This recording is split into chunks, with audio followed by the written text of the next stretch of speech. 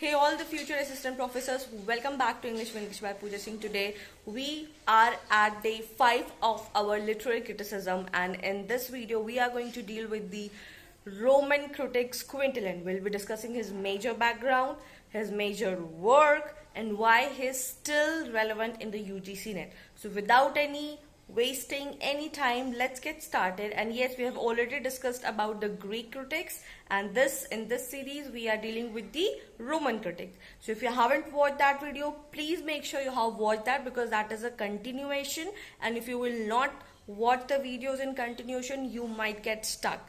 So yes, let's get started. So today in the day 5 we will be reading about the Quintilian. He was a Roman critic and his major work was Institutio Oratoria, and we'll be dealing with all the background of his. He is Quintilian.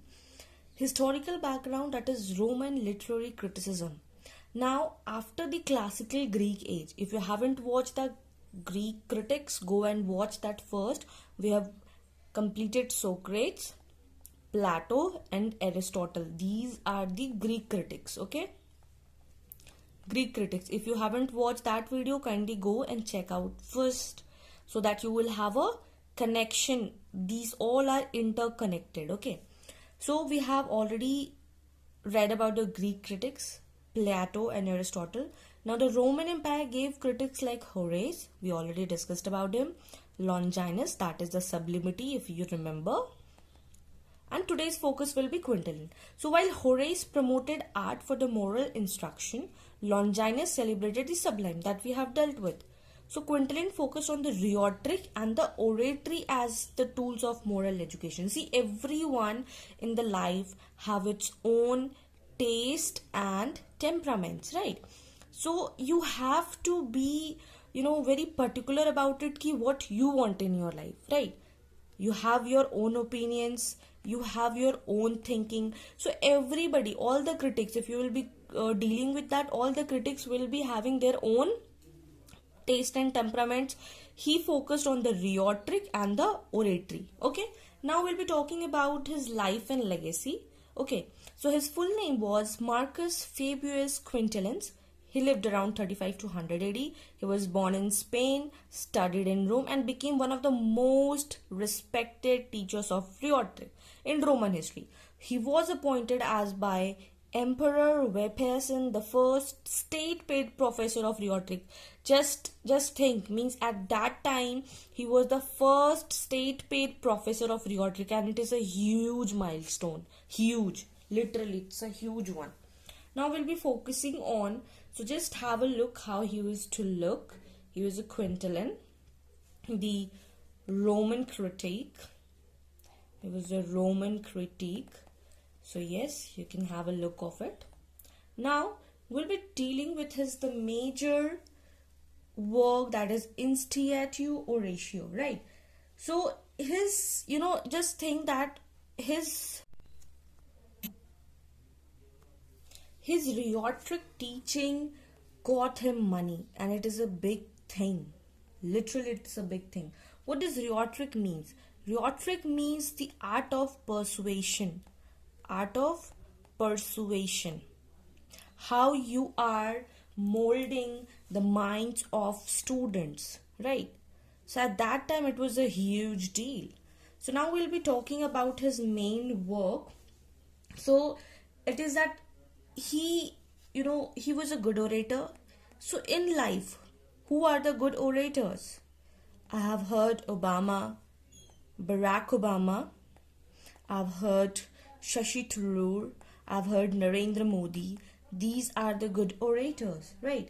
The good orators, good citizens, then only they can serve people. If you are not a good orator, you cannot serve. You cannot serve the citizen. So qualities, he has just said that what are the qualities of the good speaker who has mastered rhetoric. So he's talked about that, how you can go with that, and is this Institutio Oratoria is the major work.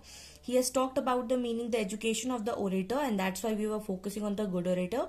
And when we will talk about Priyanka Chopra, she is also Zubin, she is also a good orator. a lot of good orators are in their world. Do let me know in the comment section, who do you feel that they are a good orator? For me, it is Mahatma Gandhi. For me, it is Swami Vivekanand. For me, it is Barack Obama. For me, Shashi Tharoor. For me, Narendra Modi. And Priyanka Chopra also. She is also a good orator. So yes, if do let me know in the comment section who are your good orators, who you think and who you learn from. So it is a 12-volume educational treatise that covers how to train an ideal orator from childhood to adulthood. From childhood to adulthood. Okay, so now what are the key themes? So it is the 12 books. Make sure you remember these are the 12-volume books. Now what are the key themes we have got from the book?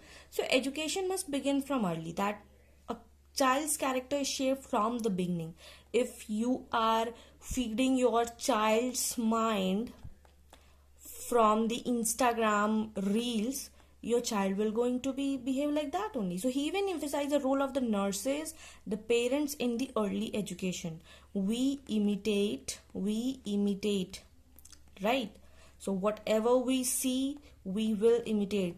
Goes for the children also.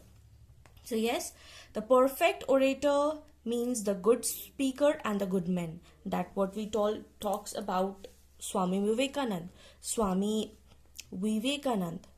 Narendra Modi, right? So yes, Quintilian believed that an orator must not only be equivalent, ऐसा जरूरी नहीं कि सिर्फ वो equivalent ही हो, but he should also be morally upright. अगर आप अच्छे से नहीं बोल पा रहे हो, if you are not a good orator and you are just आप अच्छा बोल रहे हो, but you are morally you are not a good writer, you cannot be a good orator. ठीक है? The phrase comes from words born as descendi peritus, means a good man skilled in speaking. That is so true. It is true, 100% true. Okay, now he also says that what are the stages of learning?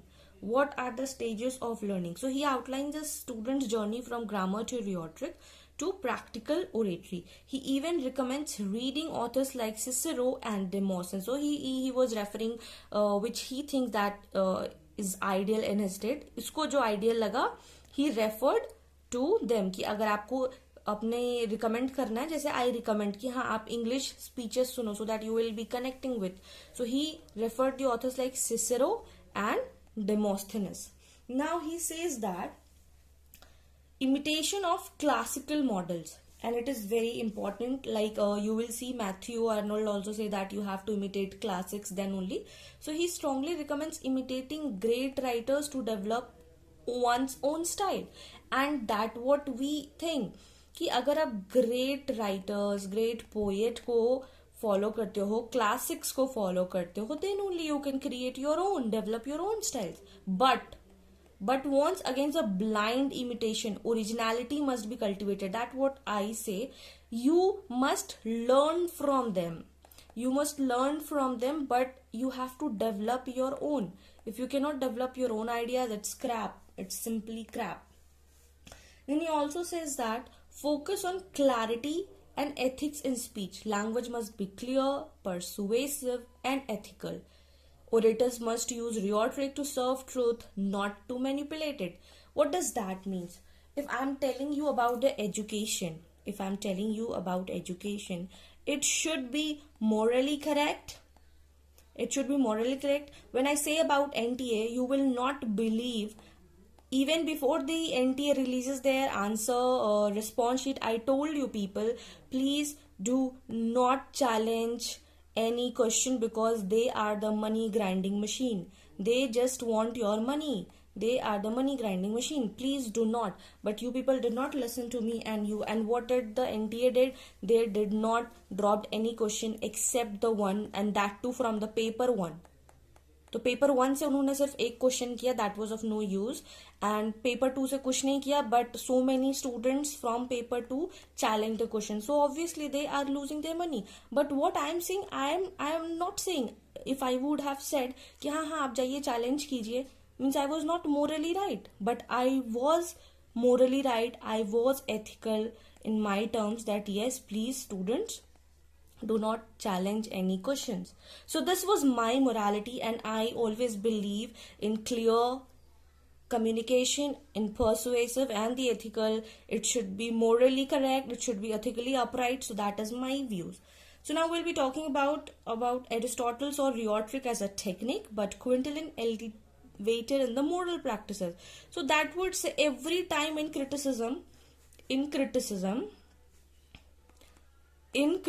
you will see the views of different critics, how the critics have used their mind. That is all about the criticism. One might see in a very beautiful way, others see in an ugly way. So this is the basic criteria of criticism. Okay, now we'll be solving some questions. Okay, and you people are saying please involve more PYQ. See, this has been asked from NTA. जितना questions पूछेगा उतना ही I will show you ना. ऐसे तो बनाने का I can make 100 questions, but जितना पूछा गया उस पे आई विल से. ठीक है. Were Bindus descendi patriots? Who said this and what does it mean? Quintilian said a good man skilled in skipping, that is all about it. Which Roman critic authored Institutio Oratoria? It was Quintilian. Now the third question is that which of the following critics emphasized early childhood education as the key to oratory development? Aristotle, Horace, Quintilian, Cicero. It was Quintilian.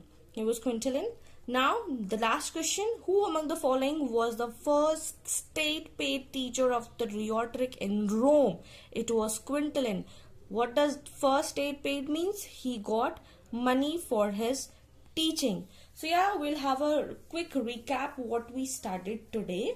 It was we have now completed our Roman critics. We have completed our Roman critics, that is Horace, Longinus and Quintilian. Okay, and we have also completed Greek critics, Socrates, Plato and Aristotle. So if you haven't watched that video, please make sure you go and watch that. So it is day 5. We completed Roman critic. We talked about the historical background of Roman literary criticism, his life and legacy, how he became the first person to get the money for his rhetoric teaching, and he believed in the work that yes, education should be starting early, perfect orator. And I also asked about your good orator. So do let me in the comment section that who is your good orator. Okay, now this was it. So yes, that was a wrap. Quintilian was not just a teacher of rhetoric, he was the teacher of values. In this work, we have seen that he shaped not just the future of speakers of Rome, but also gave us timeless guide for athletic education. So if you're preparing for UGC NET English, make sure you remember his key ideas. They are very short, crisp, PYQ favorites. And in the next episode, we are going to deal with the middle age critic. So stay tuned. And if you found this video helpful, do not forget to like, share with your friends and subscribe for more such content. Thank you.